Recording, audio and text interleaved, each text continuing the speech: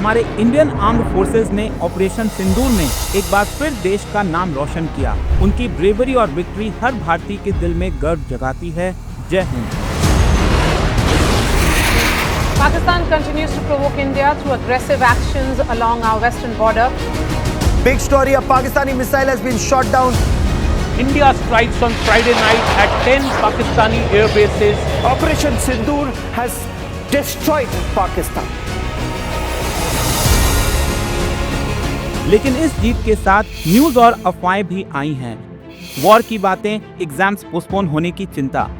हमारे UPSC aspirants जो देश के फ्यूचर हैं, डिस्ट्रैक्शन और एंग्जाइटी में हैं, पढ़ाई पे फोकस टूट रहा है।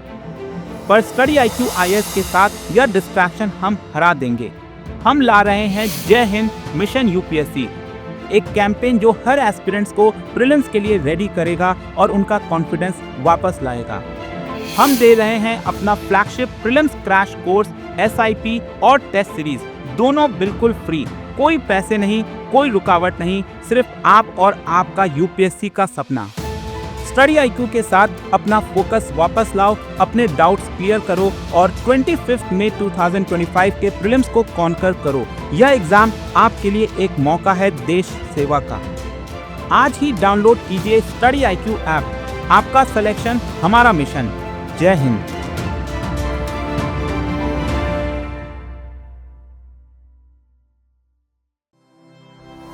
स्टडी IQ IAS, आपका सिलेक्शन हमारा mission. So, good evening friends. My name is Vishal, faculty of law at Study IQ. Students, स्वागत है आप सभी का आज के हमारी वीडियो सेशन के अंदर। Students, आज क्लास के अंदर हम डिस्कस करने जा रहे हैं एक इम्पॉर्टेंट टॉपिक। आज क्लास के अंदर हम एक डिस्कस करने जा रहे हैं एक जजमेंट जो दी गई है महाराष्ट्र के एक ट्रायल कोर्ट द्वारा। देखिए, आप बैकग्राउंड देखकर समझ गए होंगे कि यह आज का वीडियो सेशन किस न्यूज़ पर आधारित होने वाला है। देखिए, actor acquitted from the charges of sexual harassment.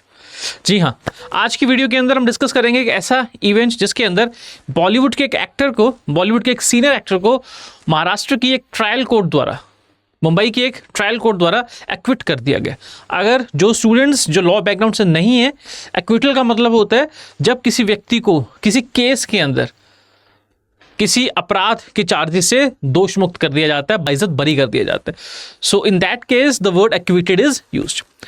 तो आज की वीडियो के अंदर हम डिस्कस करेंगे यही केस, उसके साथ साथ हम डिस्कस करेंगे किस प्रकार से हमारे भारत के अंदर सेक्सुअल हरासमेंट के ऑफेंस को डिफाइन किया गया है, सेक्सुअल हरासमेंट के अपराध की श्रेणी में कौन कौन से कृत्य, कौन कौन से कार्य आते हैं। उसके पश्चात सेक्सुअल हरासमेंट के साथ साथ स्टॉकिंग क्या होता है, इसके साथ साथ prevention of sexual harassment at work place act जो सरकार द्वारा बनाया गया है, उसका उद्देश्य क्या है और उसके प्रावधान किस प्रकार से हैं, और अगर कोई महिला इन प्रावधानों का दुरुपयोग करती है तो किस प्रकार से उस महिला के खिलाफ कानूनी कार्रवाई की जा सकती है। तो आज के केस के अंदर हम डिस्कस करेंगे यह सारे इंपॉर्टेंट मैटर्स। चलिए आगे बढ़ते हैं। देखिए, sexual harassment and it is abhorrent. Sexual harassment एक ऐसा ऑफेंस है जो पूरे समाज की चेतना को चोटिल करता है। देखिए, IPC के अंदर, BNS के अंदर बहुत सारे अपराध हैं विभिन्न कैटेगरी के, अलग अलग कैटेगरीज के। कई अपराध that are related to body, human body. कई अपराध जो हैं वो प्रॉपर्टी से जुड़े हुए हैं।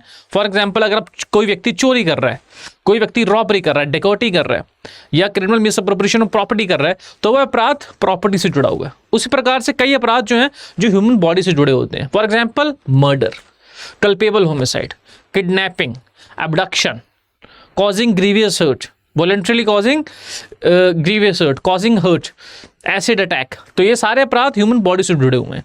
उसी प्रकार से कुछ अपराध ऐसे होते हैं जो आते हैं सेक्सुअल ऑफेंसेस की कैटेगरी के अंदर। Now what are sexual offences? Generally sexual offences के अंदर ऐसे कार्य, ऐसे अपराधों को इंक्लूड किया जाता है जिसके अंदर पुरुष किसी महिला के साथ सेक्सुअल कॉन्टैक्ट बनाने की कोशिश करता है बिना महिला की कंसेंट लिए बगैर। So if a man tries to establish a sexual contact or a contact of sexual nature with a woman without her consent, or by taking, और कई केसों के अंदर देखा गया है कि पुरुष एक महिला के साथ सेक्सुअल कॉन्टैक्ट बनाने की कोशिश करता है बाय डिसीविंग हर, उसको धोखे में रख के, उसको किसी न किसी बात का झांसा देकर। तो जब एक पुरुष एक महिला के साथ सेक्सुअल कॉन्टैक्ट बनाने की कोशिश करता है या ऐसे कॉन्टैक्ट बनाने की कोशिश करता है जो सेक्सुअल नेचर के होते हैं without the consent of the women, या फिर जब महिला की कंसेंट ली गई है उसे डराकर, धमकाकर या फिर उसे धोखा देकर, तो ऐसे ऑफेंसेस सेक्सुअल ऑफेंसेस की कैटेगरी में आते हैं। ऐसे ऑफेंसेस के अंदर सेक्सुअल हरासमेंट, उसी प्रकार से रेप, गैंग रेप, तो ये सारे ऑफेंसेस सेक्सुअल हरासमेंट की, सेक्सुअल ऑफेंसेस की कैटेगरी में ही आते हैं। आज के केस के अंदर हम देखेंगे, आज की वीडियो के अंदर हम देखेंगे कि वो कौन से एक्टर हैं बॉलीवुड इंडस्ट्री के सीनियर एक्टर जिनके खिलाफ शूटिंग के दौरान एक क्रू की महिला मेंबर द्वारा, महिला सदस्य द्वारा सेक्सुअल हरासमेंट के चार्जेस लगाए गए थे। देखिए, आप सभी जानते होंगे फ्रेंड्स, मुंबई में बॉलीवुड इंडस्ट्री के एक बहुत ही सीनियर एक्टर है विजय राज। आप इनको जानते होंगे, आपने उनको बहुत सारी मूवीज में देखा होगा और बहुत ही सीनियर एक्टर है, राइट। तो विजय राज एक फिल्म की शूटिंग कर रहे थे, उस फिल्म का नाम था शेरनी, शायद आप में से बहुत लोगों ने देखी भी होगी। तो उस शूटिंग के दौरान विजय राज के ऊपर उनकी मूवी की और उस मूवी की टेक्निकल क्रू की एक सदस्य, महिला सदस्य द्वारा यह चार्जेस फ्रेम किए गए कि विजय राज ने शूटिंग के दौरान उस महिला के साथ बदतमीजी या सेक्सुअल हरासमेंट करने का प्रयास किया था। और उस महिला ने आरोप लगाया कि विजय राज ने शूटिंग के दौरान महिला के संग बदतमीजी तथा स्टॉकिंग करने का भी प्रयास किया। तो महिला ने पुलिस थाने के अंदर, as these offences are cognizable offences, तो उस टेक्निकल क्रू मेंबर ने पुलिस थाने के अंदर एफआईआर दर्ज करवाई। एफआईआर दर्ज होने के पश्चात पुलिस सेट पर आई और विजय राज को अरेस्ट किया गया। हालांकि उनको उसी दिन बेल मिल गई थी। उसके पश्चात इस ऑफेंस की इन्वेस्टिगेशन हुई, तहकीकात हुई और उसके पश्चात इस अपराध का ट्रायल शुरू हुआ कोर्ट के अंदर। लेकिन जब कोर्ट के अंदर ट्रायल शुरू हुआ तो जुडिशियल मजिस्ट्रेट ने इस केस के ट्रायल के दौरान ऑब्जर्व किया कि इस केस के अंदर प्रोसिक्यूशन द्वारा कोई भी पुख्ता सबूत पैदा ही नहीं किए गए। मतलब प्रोसिक्यूशन जिसके ऊपर रिस्पॉन्सिबिलिटी होती है कि वो किसी आरोपी के ऊपर अपराध को सिद्ध करे, प्रोसिक्यूशन ने इस केस के अंदर ऐसे कोई भी सबूत, कोई भी एविडेंसेस पैदा नहीं किए, प्रस्तुत नहीं किए कोर्ट के सामने, जिसके आधार पर कोर्ट कह सके कि yes, the prosecution has proved the case beyond reasonable doubt. Prosecution ये प्रूव करने में नाकाम रहा कि विजय राज द्वारा सच में उस महिला क्रू मेंबर के साथ बदतमीजी या सेक्सुअल हरासमेंट का प्रयास किया गया था। अब जब प्रोसिक्यूशन ने कोई खास सबूत, कोई क्रेडिबल एविडेंस, रेलिवेंट एविडेंस या एडमिसिबल एविडेंस पेश नहीं किए, तो बात आई सिर्फ उस महिला की ओरल टेस्टिमनी पे, क्योंकि प्रोसिक्यूशन ने अन्य कोई भी सबूत पैदा, ना ही कोई गवाह, ना ही कोई विटनेस, ना ही कोई मटेरियल एविडेंस। सबूत कई प्रकार के होते हैं, ओरल एविडेंस, मटेरियल एविडेंस और डॉक्यूमेंट्री एविडेंस। तो इस केस की में डॉक्यूमेंट्री एविडेंसेस तो हो नहीं सकते थे, तो मटेरियल एविडेंसेस और ओरल एविडेंसेस ही होते। तो मटेरियल एविडेंस भी कोर्ट प्रोसिक्यूशन पैदा करने में, प्रस्तुत करने में असफल रही। कोर्ट के सामने एक सीसीटीवी फुटेज प्रोड्यूस की गई। उस सीसीटीवी इमेज को देखकर, सीसीटीवी वीडियो को देखकर कोर्ट ने कहा कि इस वीडियो को देखकर यह सिद्ध नहीं हो रहा कि विजय राज ने सेक्सुअल हरासमेंट करने का प्रयास किया था। तो अंत में बात सिर्फ महिला की क्रू मेंबर की या कंप्लेनेंट की टेस्टिमनी, गवाही पर आकर रुक गई और कोर्ट ने माना कि सिर्फ महिला की गवाही के आधार पर इस केस के अंदर विजय राज को दोषी नहीं ठहराया जा सकता। तो विजय राज के ऊपर जो चार्जेस लगे थे सेक्सुअल हरासमेंट के और स्टॉकिंग के, तो कोर्ट ने इस मामले के अंदर यह माना कि प्रोसिक्यूशन कोई भी एविडेंस, एडमिसिबल एविडेंस प्रस्तुत करने में असफल रही है, इसलिए विजय राज को एक्विट कर दिया गया, इस केस में बाइज्जत बरी कर दिया गया। अब हमने जाना कि देखिए, actor Vijay Raaz has been acquitted by the court in Maharashtra in case of sexual harassment. He was accused of sexual harassment by a crew member on the sets of shooting for a Bollywood movie Sherni. The court held that the prosecution was not able to prove the case beyond reasonable doubt. अब आपको जो students law background से नहीं है, मैं आपको एक बहुत इंटरेस्टिंग चीज बताता हूँ। देखिए, जब भी किसी व्यक्ति के ऊपर अपराध के चार्जेस लगते हैं, तो जो उसके ऊपर अपराध सिद्ध करने की जो रिस्पॉन्सिबिलिटी होती है वो हमेशा प्रोसिक्यूशन की होती है। ठीक है, आपने जब मूवीज देखते होंगे या अगर आप अभी कोर्ट गए होंगे तो वहां पर एक एडवोकेट होता है जिसको बोलते हैं प्रोसिक्यूटर, पब्लिक प्रोसिक्यूटर या असिस्टेंट पब्लिक प्रोसिक्यूटर। तो एपीपी या पीपी, पब्लिक प्रोसिक्यूटर या असिस्टेंट पब्लिक प्रोसिक्यूटर, वो सरकारी वकील होते हैं और सरकारी वकीलों के ऊपर जिम्मेदारी होती है कि वह दोष को सिद्ध करें। और फॉर एग्जाम्पल ए के ऊपर मर्डर के चार्जेस लगे, राइट। अब ए के ऊपर जब मर्डर के चार्जेस लगे तो ए क्या करेगा, ए जो है वो अपने लिए एक वकील, डिफेंस काउंसिल एंगेज करेगा। और दूसरी ओर जो स्टेट है, राज्य ए के ऊपर चार्जेस प्रूव करने का काम करेगा। राज्य के ऊपर रिस्पॉन्सिबिलिटी है कि ए के ऊपर मर्डर के चार्जेस प्रूव करे कोर्ट के अंदर, और जब चार्जेस बियॉन्ड रीजनेबल डाउट का मतलब यह होता है कि कोर्ट के सामने इस प्रकार से अपराध को सिद्ध किया जाता है एविडेंसेस के आधार पर कि कोर्ट के समक्ष कोई दुविधा ही नहीं रह जाती, कोई डाउट ही नहीं रह जाता कि इस व्यक्ति ने अपराध नहीं किया। फॉर एग्जाम्पल मैं आपको उदाहरण देता हूं, सपोज ए ने के ऊपर चार्जेस लगे कि ए ने बी का मर्डर किया, राइट। तो उसके अंदर अब ए के ऊपर चार्जेस लगे हैं तो ए के ऊपर मुकदमा चलेगा, राइट। उसके पश्चात क्या होगा कि कोर्ट के अंदर जो प्रोसिक्यूशन होगी, जो राज्य होगा, राज्य की जिम्मेदारी है कि ए के ऊपर अपराध सिद्ध करे अलग अलग एविडेंसेस प्रोड्यूस करके कोर्ट में, और ए का जो डिफेंस काउंसिल होगा, ए का जो वकील होगा, वो इन एविडेंसेस को खारिज करने का प्रयास करेगा, इन एविडेंसेस को रिबट करने का प्रयास करेगा। तो जो अगर प्रोसिक्यूशन अपना केस कोर्ट के अंदर बियॉन्ड रीजनेबल डाउट प्रस्तुत नहीं कर पाता, प्रूव नहीं कर पाता, तो कोर्ट जो है वो ए को बेइज्जत बरी कर देगा, एक्विट कर देगा। क्योंकि हमारे लॉ के अंदर, जूरिस्प्रूडेंस के अंदर एक थ्योरी होती है, एक मैक्सिम होता है जिसको बोलते हैं a person is innocent until proven guilty, कि जब तक किसी व्यक्ति का अपराध बियॉन्ड रीजनेबल डाउट सिद्ध नहीं हो जाता तब तक वह व्यक्ति इनोसेंट है और he is not guilty, right. तो अब ए के खिलाफ प्रोसिक्यूशन ने कुछ एविडेंसेस प्रस्तुत किए। फॉर एग्जांपल प्रोसिक्यूशन ने 3 गवाह प्रस्तुत किए जिन्होंने ए को बी को एक शूट करते हुए देखा था। उसके साथ साथ एक सीसीटीवी की फुटेज प्रस्तुत की गई जिसके अंदर ये रिकॉर्ड हुआ कि ए बी को शूट कर रहा था। जब कोर्ट के सामने प्रोसिक्यूशन ने सारे एविडेंसेस प्रस्तुत किए और कोर्ट ने देखा कि 3 गवाह एक ही बात कह रहे हैं कि इस दिन, इस तारीख को इतने बजे ए ने बी को गोली मारी थी, और सीसीटीवी की इमेज भी इस बात की पुष्टि कर रही है, सीसीटीवी की वीडियो भी इस बात की पुष्टि कर रही है कि ए ने बी को गोली मारी है। तो यहां पर बियॉन्ड रीजनेबल डाउट, कोई डाउट ही नहीं रह जाता कोर्ट के सामने, कोई शक नहीं रह जाता, कोई संदेह नहीं रह जाता कि ए ने ही बी का मर्डर किया। अब इस सबूतों के आधार पर ए जो है वो कोर्ट द्वारा दोषी करार दिया जाएगा and he will be punish for murder. जो भी मर्डर की सजा है वो ए को दी जाएगी। तो इस केस के अंदर जो प्रोसिक्यूशन था वो विजयराज के ऊपर चार्जेस प्रूव करने में असफल रहा। जो भी सीसीटीवी फुटेज कोर्ट के सामने प्रस्तुत की गई, उस सीसीटीवी फुटेज को देखकर कोर्ट ने कहा कि इस फुटेज को देखकर नहीं, कहीं से भी नहीं लग रहा है कि विजयराज ने सेक्सुअल हरासमेंट करने का प्रयास किया था, राइट। तो इसलिए चूंकि प्रोसिक्यूशन अपना केस प्रूव नहीं कर पाया, कोर्ट का डाउट, संदेह नहीं मिटा पाया कि विजयराज ने ही सेक्सुअल हरासमेंट की है, इसी कारण विजयराज को एक्विट कर दिया गया, बरी कर दिया गया। अब इस न्यूज को समझने के पश्चात हम देखते हैं कि भारत में सेक्सुअल हरासमेंट का लॉ क्या कहता है। अब चूंकि ये केस जो है वो 2020 का है, इसलिए इसके ऊपर आईपीसी की धाराएं ही लगेंगी, बीएनएस की नहीं। सेक्सुअल हरासमेंट, देखिए सेक्सुअल हरासमेंट क्या होता है। सेक्सुअल हरासमेंट को डिफाइन किया गया सेक्शन 354A ऑफ आईपीसी में।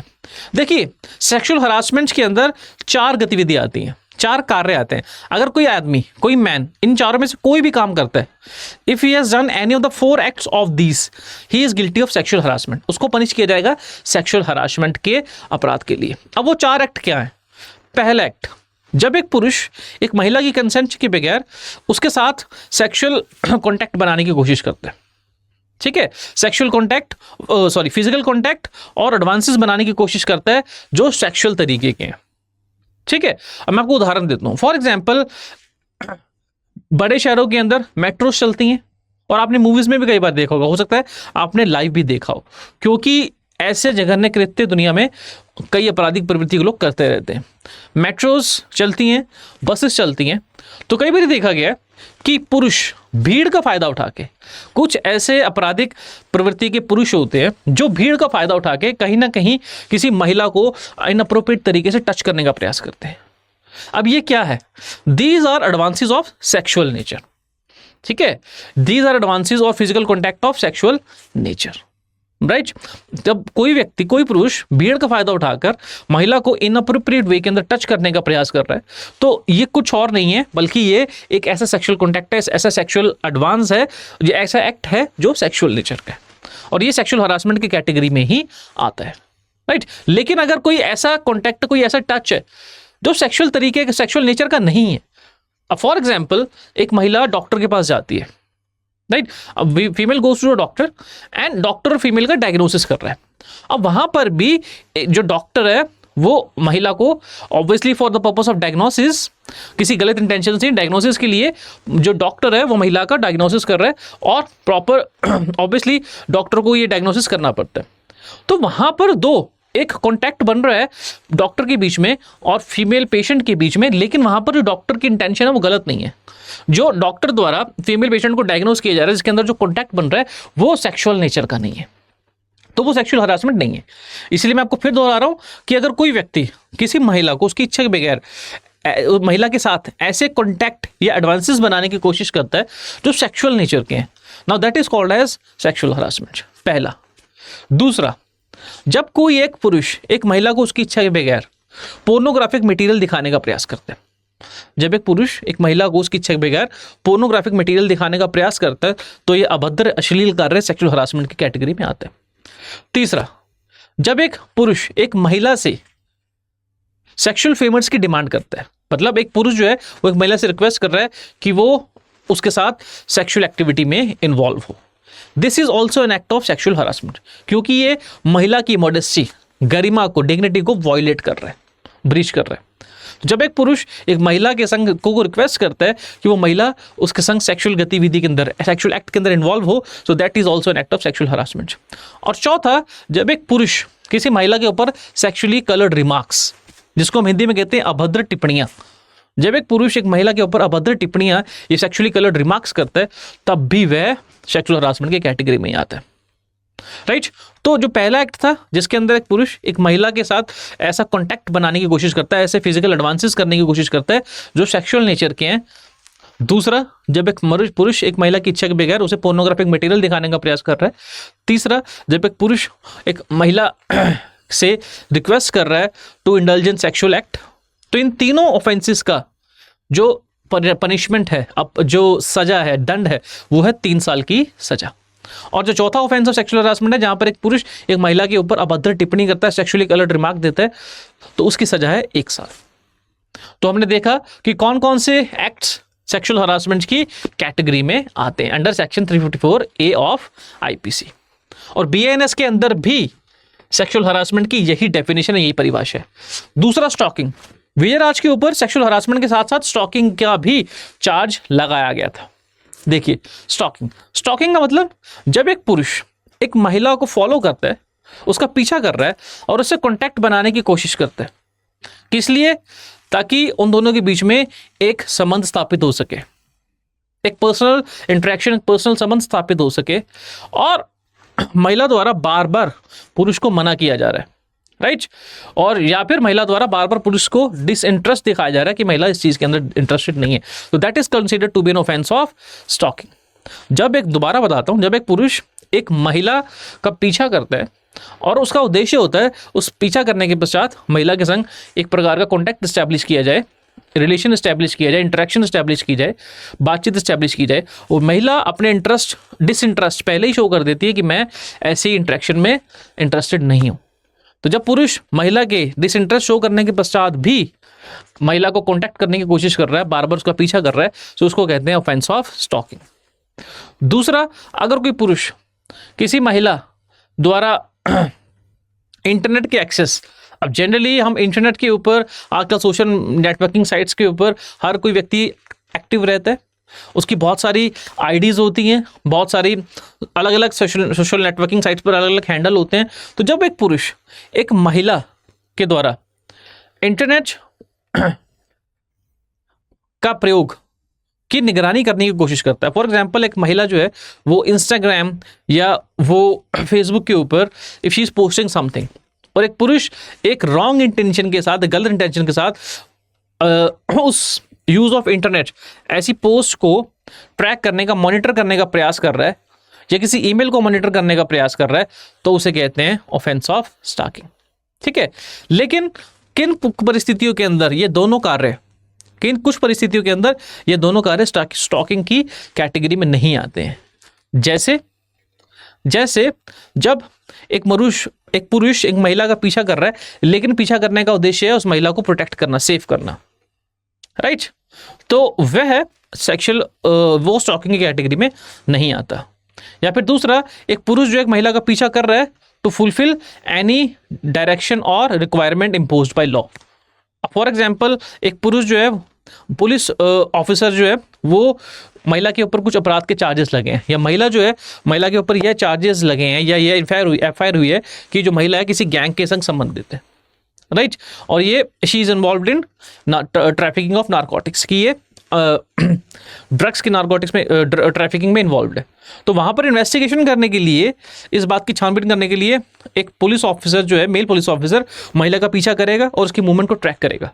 तो यहाँ पर जो पुलिस ऑफिसर है वो महिला का पीछा फिजिकल कॉन्टैक्ट बनाने की कोई ऑब्जेक्टिव से नहीं कर रहा, बल्कि इस ऑब्जेक्टिव से कर रहा है ताकि प्रॉपर तरीके से इन्वेस्टिगेशन की जा सके और पता लगा जा सके कि वाकई में ये महिला ट्रैफिकिंग में इन्वॉल्व है या नहीं, ड्रग ट्रैफिकिंग में इन्वॉल्व है या नहीं। तो इस केस के अंदर पुरुष के या पुलिस ऑफिसर के महिला को पीछे करना और उसे कॉन्टैक्ट करने का उद्देश्य है investigation to fulfil a direction imposed by law, ना कि विद अ बैड ऑब्जेक्टिव। तो यह स्टॉकिंग की कैटेगरी में नहीं आएगा। और कुछ ऐसी परिस्थितियां जहां पर पुरुष द्वारा महिला को कांटेक्ट करना जो है, या उसको पीछा करना या कांटेक्ट करना जो है, अगर वो जस्टिफाइड है, तब भी वो स्टॉकिंग की कैटेगरी में नहीं आएगा। अभी परिस्थितियां अलग अलग हो सकती हैं जस्टिफाइड करने की, so that can be multiple, और अलग अलग परिस्थितियां हो सकती हैं जहां पर एक पुरुष महिला को पीछा कर रहा है, उसे कांटेक्ट करने की कोशिश कर रहा है, लेकिन फिर भी ये स्टॉकिंग की कैटेगरी में नहीं आता, जहां पर हो सकता है पुरुष का इंटेंशन अच्छा हो, पुरुष का इंटेंशन जो है वो ठीक हो। ठीक है, तो ये इस कैटेगरी के अंदर या स्टॉकिंग ऑफेंस हमने समझा। इसके पश्चात sexual harassment of women at work place. अब देखिए दोस्तों, आप सभी ने केस का नाम सुना होगा, Vishakha versus state of Rajasthan. Vishakha versus state of Rajasthan. Vishakha versus state of Rajasthan क्या केस है? यह एक ऐसा केस है जहां पर एक महिला जो राजस्थान में एक सोशल वर्कर थी, और उसका कार्य था कि राजस्थान के अंदर जो बाल विवाह, खासकर महिला बाल विवाह की जो प्रथा प्रचलित थी, उस प्रथा के विरोध में आवाज उठाई जाए। सो इस महिला को, जो सोशल वर्कर थी, एक एनजीओ से जुड़ी हुई थी, उसको एक न्यूज़ मिलती है कि कहीं पर एक छोटी बच्ची की शादी कराई जा रही है, और ये महिला उस शादी में पहुंचती है और दोनों ही परिवारों को इस बात के लिए समझाने का प्रयास करती है कि बच्चों का विवाह करना, बाल विवाह करना बच्चों के स्वास्थ्य के लिए ठीक नहीं है। इस सोशल वर्कर के इस काम से नाराज होकर कुछ लोग इस सोशल वर्कर को मारते पीटते हैं और उसका गैंग रेप कर देते हैं। अब ये केस चलता है कोर्ट के अंदर और काफी लंबे समय तक केस चलता है, लेकिन इस केस का कोई निर्णय नहीं आता। तो इस केस के लेकर एक PIL फाइल की जाती है, पब्लिक इंटरेस्ट लिटिगेशन फाइल की जाती है सुप्रीम कोर्ट के अंदर, और सुप्रीम कोर्ट इस केस का संज्ञान लेते हुए ये फैसला देता है, निर्णय देता है कि sexual harassment at work place, कि वर्क प्लेस के ऊपर अगर किसी महिला को सेक्सुअल तौर पर प्रताड़ित किया जा रहा है, तो वो उस महिला के article 14, article 15, article 21 right to life और article 19 clause 1 sub clause F का हनन है। आर्टिकल 14 और आर्टिकल 15 राइट अगेंस्ट डिस्क्रिमिनेशन। अगर किसी महिला को सिर्फ उसके जेंडर के आधार पर हरास किया जा रहा है, तो ऑब्वियसली बात है कि जेंडर के आधार पर हरासमेंट जो है वो राइट अगेंस्ट डिस्क्रिमिनेशन के विरुद्ध है। उसी प्रकार से जब किसी महिला को सेक्सुअली हरास किया जा रहा है, तो वो महिला की राइट टू लाइफ का हनन है। उसी प्रकार से जब एक महिला जो किसी वर्क प्लेस पर सेक्सुअल हरासमेंट का शिकार होती है, तो उस सेक्सुअल हरासमेंट का शिकार होने के पश्चात she is unable to go to the work.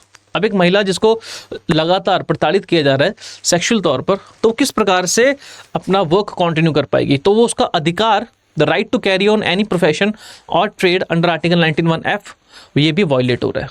19(1)(g) भी वायलेट हो रहा है। तो कोर्ट ने कहा कि harassment of women at work place article 14, 15, 19 clause 1 sub clause जी और 21 द्वारा दिए गए अधिकारों का अपने आप में हनन है।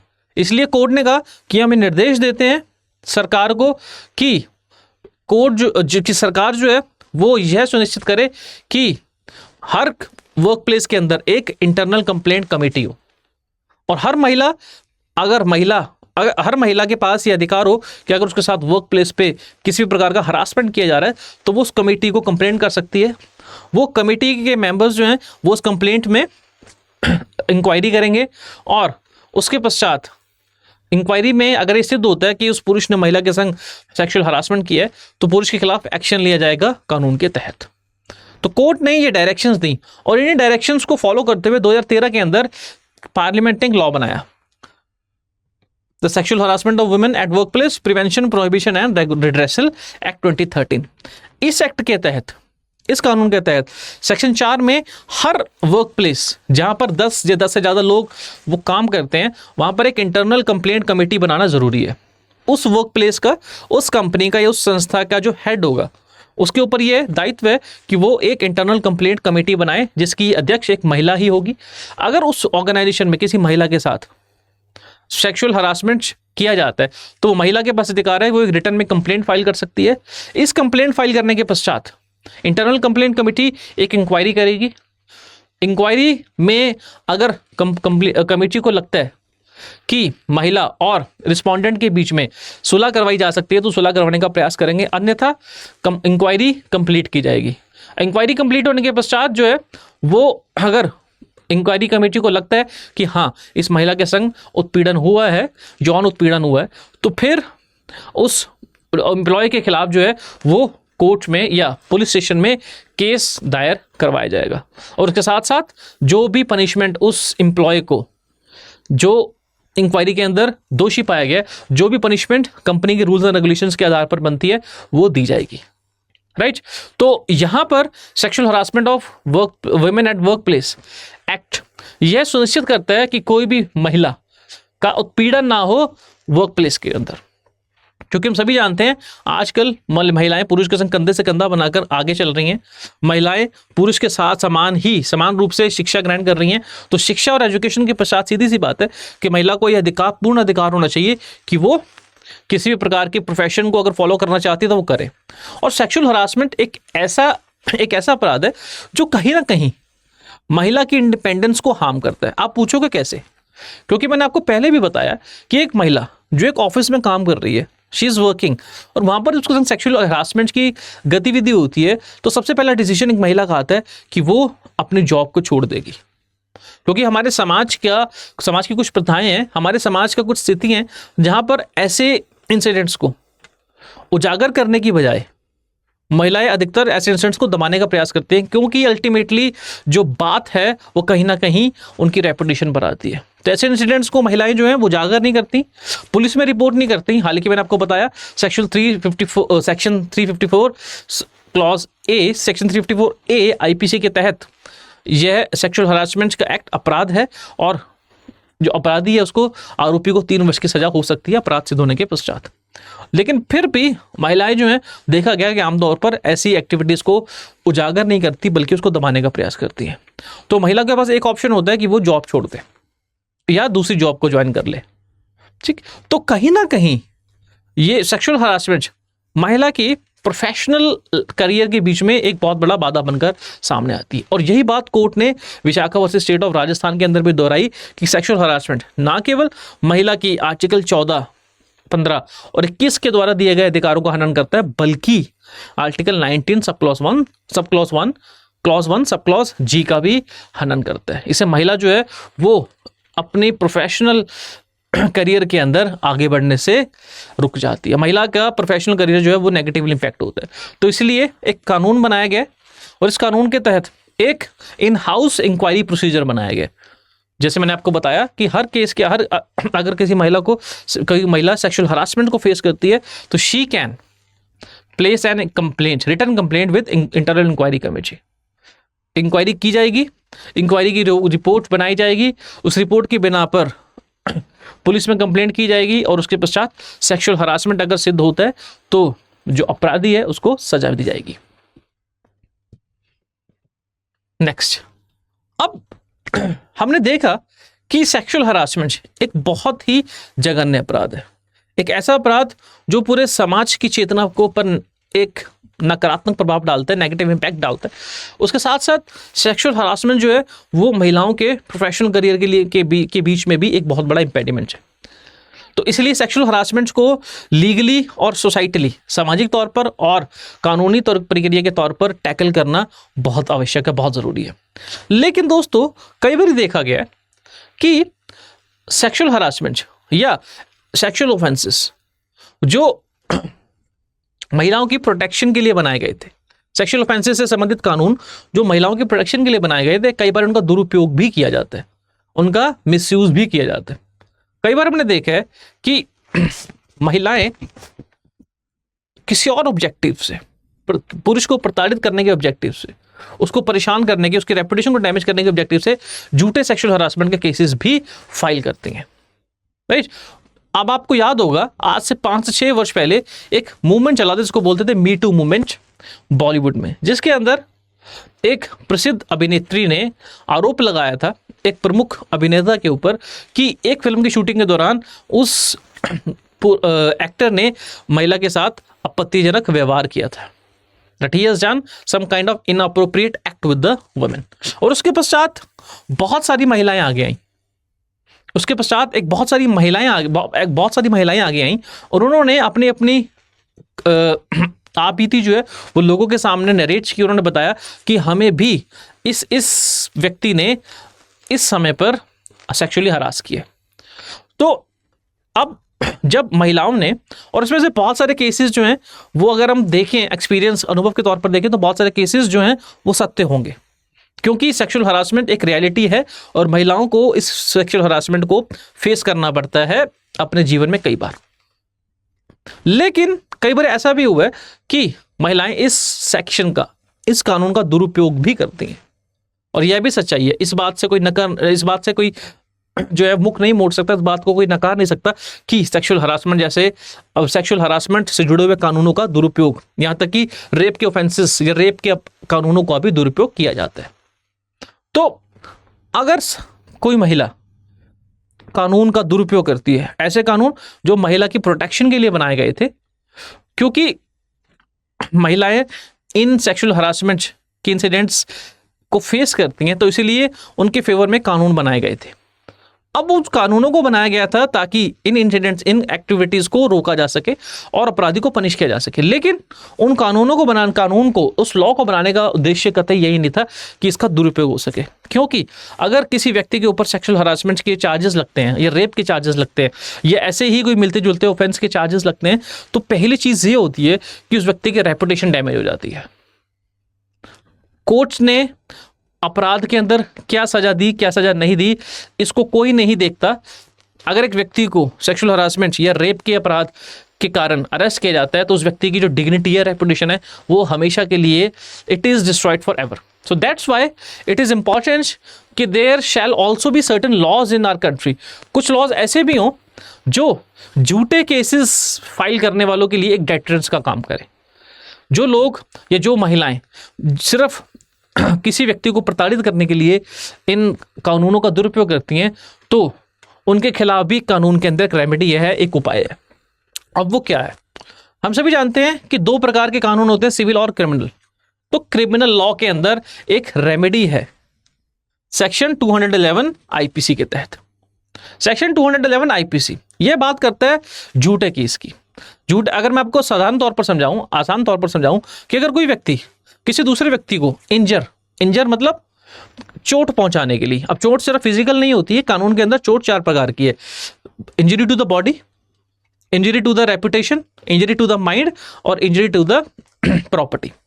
तो यहां पर अगर कोई व्यक्ति किसी दूसरे व्यक्ति की रेपुटेशन को भी इंजर करने के लिए उस व्यक्ति के खिलाफ कोर्ट के अंदर लीगल प्रोसीडिंग्स शुरू करता है, और जबकि वह व्यक्ति जानता है कि इस सामने वाले व्यक्ति ने कोई अपराध नहीं किया, ऐसा कोई काम में नहीं किया जो अपराध की श्रेणी में आए, तब भी व्यक्ति सिर्फ सामने वाले व्यक्ति को सामने वाले व्यक्ति को चोट पहुंचाने के लिए, उसके रेपुटेशन को ठेस पहुंचाने के लिए उसके खिलाफ लीगल प्रोसीडिंग शुरू करते हैं। तो इस केस के अंदर इस व्यक्ति को कोर्ट द्वारा सेक्शन 211 के तहत सजा दी जा सकती है। यहां तक कि अगर कोई व्यक्ति किसी केस के अंदर झूठी गवाही भी देता है तो ऐसे व्यक्ति को भी 7 साल की सजा, इसको बोलते हैं ऑफेंस ऑफ परजूरी, तो ऐसे व्यक्ति को 7 साल की सजा दी जा सकती है, ठीक है, अप टू 7 ईयर्स। तो इसलिए आप सभी को यह बताना आवश्यक है कि कानून का दुरुपयोग अगर किसी व्यक्ति ने किया और यह बात सिद्ध हो जाती है कि उस व्यक्ति ने कानून का दुरुपयोग किया है और एक झूठा केस फाइल किया है, तो ऐसे व्यक्ति के खिलाफ कोर्ट जो है वो 7 साल तक की सजा दे सकती है। तो ऐसा व्यक्ति को 7 साल तक की सजा मिल सकती है। और यूपी के अंदर देखा भी गया था, एक महिला जिसने एक पुरुष के ऊपर रेप के झूठे चार्जेस लगाए थे, कोर्ट ने पुरुष को एविडेंसेस देखने के पश्चात एक्विट किया, बरी किया, और कोर्ट ने यह आदेश दिया कि महिला के ऊपर सेक्शन 211 के तहत केस चलाया जाए और केस की समाप्ति के पश्चात महिला के ऊपर 5 साल की पनिशमेंट जो है वो दी गई, महिला को 5 साल की पनिशमेंट दी गई।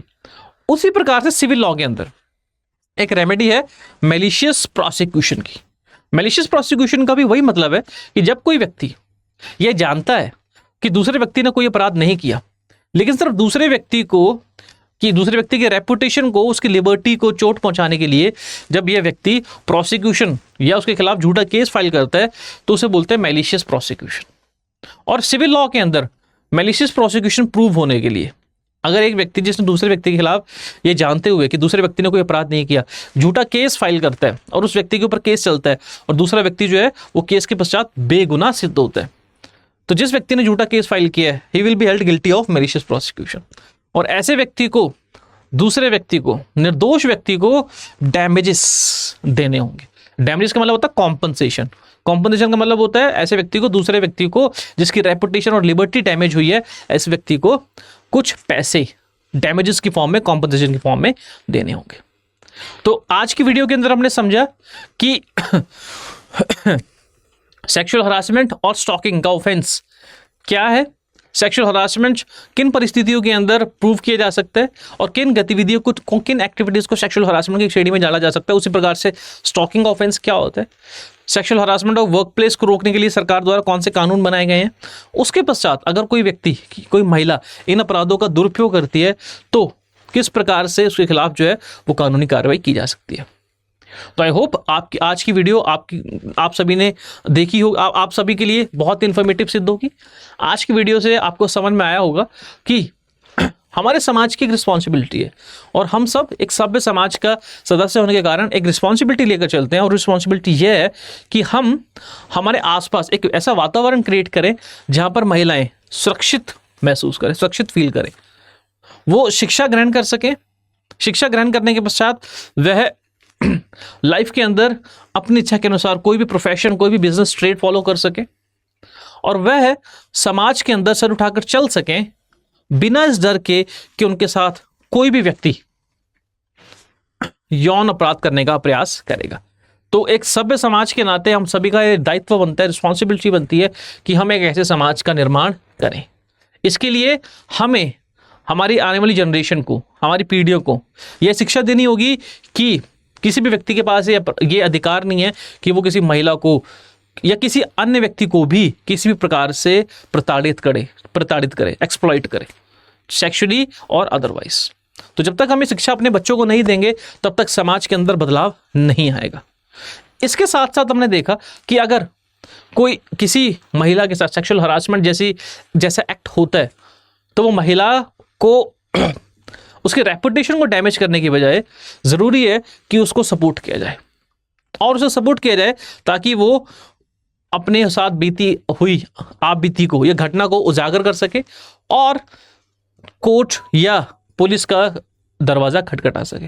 बिकॉज अपराधियों को सज़ा दिलवाना भी सज़ा दिलवाना बहुत ज़रूरी है ताकि समाज के अंदर एक डर पैदा हो कि अगर कोई व्यक्ति अपराध करेगा तो उसे सज़ा अवश्य मिलेगी। उसके साथ साथ महिलाओं के ऊपर भी ये दायित्व है कि वह उन कानूनों का दुरुपयोग न करें जो उनके ही हित के लिए बनाए गए हैं। क्योंकि अगर कोई महिला और ऐसी बहुत कम महिलाएं हैं जो कानून का दुरुपयोग करती हैं, क्योंकि एक और महिला अगर कानून का दुरुपयोग करती है और समाज के अंदर ये मैसेज ये जाता है, संदेश जाता है कि इन कानूनों का दुरुपयोग हो रहा है, तो कहीं ना कहीं ऐसी महिलाएं जिनके संग सच में घटनाएं हुई हैं, उन सभी के केसेस जो हैं वो वीक हो जाते हैं। लोग जो हैं वो कहीं ना कहीं मानते हैं कि महिलाएं जो हैं वो कानून का दुरुपयोग करती हैं, तो इसलिए ये महिलाओं के ऊपर भी रिस्पॉन्सिबिलिटी बनती है कि वह कानूनों का दुरुपयोग ना करें। So with this I will and this video, and for more of such videos please stay connected with study IQ। Study IQ के अंदर हम ऐसी लॉ से संबंधित बहुत सारी वीडियोस जो हैं वो साप्ताहिक तौर पर डालते रहते हैं, बनाते रहते हैं, जिससे हमारे स्टूडेंट्स, स्पेशली लॉ के स्टूडेंट्स को इन वीडियोस को, इन कॉम्प्लेक्स टॉपिक्स को समझने में आसानी हो। हमारे लॉ प्रोग्राम स्टडी IQ के अंदर लॉ भी एक ऑप्शन प्रोग्राम के तौर पर ऑफर किया जाता है, और हम सभी जानते हैं लॉ एक वाइबल ऑप्शनल सब्जेक्ट है। बहुत सारे स्टूडेंट्स ने, यहाँ तक कि कुछ ऐसे स्टूडेंट्स जो लॉ बैकग्राउंड से नहीं भी हैं, ऐसे स्टूडेंट्स ने भी लॉ ऑप्ट करके सक्सेस हासिल की है UPSC CSE एग्जामिनेशन में। तो स्टडी IQ के अंदर वी ऑफर लॉ प्रोग्राम। इस प्रोग्राम के अंदर we have designed the course according to the requirement of the examination. हमारा मुख्य फोकस होता है कि इस प्रोग्राम के अंदर हम हर टॉपिक को कवर करें एग्जामिनेशन के पॉइंट ऑफ व्यू से, जिसके लिए हम पहले PYQs का एनालिसिस करते हैं और उसके पश्चात जो है हम अपने कोर्स को डिजाइन करते हैं। उसके साथ साथ we try to integrate the topics with current affairs. आपने देखा होगा मेरी बहुत सारी ऐसी वीडियोस हैं जहां पर मैंने करंट लीगल डेवलपमेंट्स की बात की है, सुप्रीम कोर्ट और हाई कोर्ट द्वारा दी गई बहुत सी इंपॉर्टेंट जजमेंट्स की बात की है। तो हम कोशिश करते हैं कि कोई नया लॉ में इंपॉर्टेंट अमेंडमेंट्स, हाई कोर्ट और सुप्रीम कोर्ट की इंपॉर्टेंट जजमेंट्स को अपने सिलेबस के टॉपिक के संग इंटीग्रेट किया जा सके, ताकि स्टूडेंट्स ऐसे टॉपिक्स पर कमांड डेवलप कर सके, और अगर ऐसे प्रश्न एग्जाम में पूछे जाते हैं तो they will be able to answer the questions. इसके साथ साथ रेगुलर बेसिस पर हम आंसर राइटिंग सेशंस ऑर्गेनाइज करते हैं। हर टॉपिक की समाप्ति के पश्चात मैं स्टूडेंट्स को क्वेश्चन देता हूं, और उस क्वेश्चन के आंसर्स जो हैं वो हमारे ही मटेरियल को पढ़कर लिखते हैं, और I give personal evaluation. I do personal evaluation and I give personal feedback to each and every students, ताकि students आंसर राइटिंग के स्किल को मास्टर कर सकें, स्टूडेंट समझ सके कि आंसर राइटिंग के स्किल को कैसे डेवलप किया जा सकता है, अपने आंसर को कैसे स्ट्रक्चर किया जा सकता है, और क्वेश्चन की रिक्वायरमेंट के अनुसार किस प्रकार से आंसर को लिखा जाता है। इसके साथ साथ हमारे प्रोग्राम के अंदर we also provide a mentorship program, a 30 months long mentorship program, जिसके तहत हम अपने स्टूडेंट्स को यह फैसिलिटी देते हैं, ये सुविधा देते हैं कि वो 30 महीने तक till the period of 30 months they can access the faculties. अपने प्रिपरेशन से संबंधित टॉपिक, सिलेबस से संबंधित कोई भी डाउट्स जो हैं वो अपने फैकल्टी से रिजॉल्व करवा सकते हैं, और not for a period of 6 months but for the period of 30 months। तो स्टूडेंट्स जो क्लास के अंदर उनके डाउट्स रह जाते हैं, जो क्लास के अंदर उनके एकेडमिक डाउट्स होते हैं, उन डाउट्स को क्लियर करने के लिए भी provide mentorship, 1-on-1 mentorship to the students. इसके साथ साथ वी ऑल्सो प्रोवाइड द ज्ञान भंडार प्रोग्राम। इस प्रोग्राम के अंदर हमारे यूट्यूब पर लॉ से संबंधित जितनी भी वीडियोस है, जो रिस्ट्रिक्टेड वीडियोस है, स्टूडेंट्स को उन वीडियोस को एक्सेस मिलते हैं। आपने जैसे देखा कि आज की वीडियो के अंदर मैंने सेक्सुअल हरासमेंट से जुड़े हुए एक्ट्स पर डिस्कशन किया, तो इसी प्रकार से मेरी बहुत सारी वीडियोस हैं जो रिस्ट्रिक्टेड हैं, तो स्टूडेंट्स उन वीडियोस को एक्सेस कर सकते हैं, उन वीडियोस को देखकर कॉम्प्लेक्स टॉपिक्स को आसानी से समझ सकते हैं। So with this, I will end this video and I wish you all the very best for your future. Thank you. Study IQ IAS, आपका सिलेक्शन हमारा मिशन।